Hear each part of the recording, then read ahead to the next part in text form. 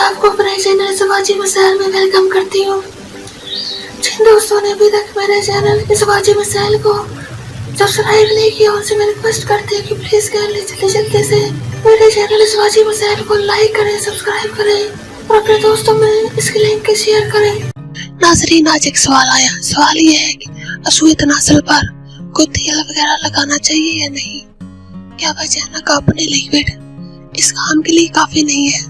मैंने कहीं पे पढ़ा है कि तेल और पेट्रोलियम जेली वगैरह नुकसान देते हैं। चलते हैं सवाल के जवाब की जानब। इस सवाल का जवाब ये है कि आपने दुरुस्त सुना है। पानी की बुनियाद पर तैयार करना रोगन इस्तेमाल करना चाहिए, लेकिन जैतून का तेल भी इस्तेमाल किया जा सकता है। आमतौर पर पहली रात पर परेशानी की वजह से वजह मुकम्मल तौर पर तैयार नहीं होती, इसलिए रोगन का इस्तेमाल करना चाहिए। इसी तरह एक और सवाल आया।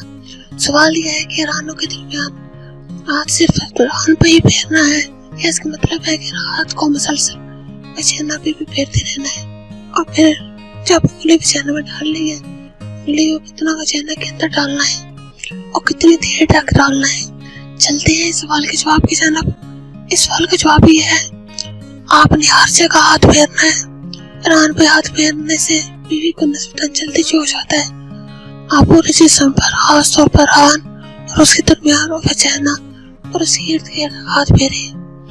उंगली जितनी अंदर जा सकती है उतने अंदर लेके जाए। उंगली अंदर डाल कर ये मालूम करना है कि असूए तनासिल वजाना के अंदर डालने का वक्त आ गया कि नहीं। अगर उंगली आसानी से वजाना के अंदर बाहर हो सके, इसका मतलब ये है कि असूए तनासिल डालने का वक्त आ गया है।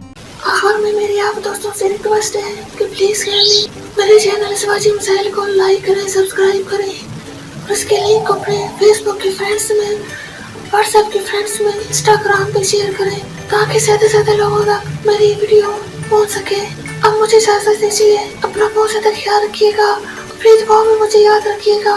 ओके, अल्लाह हाफिज।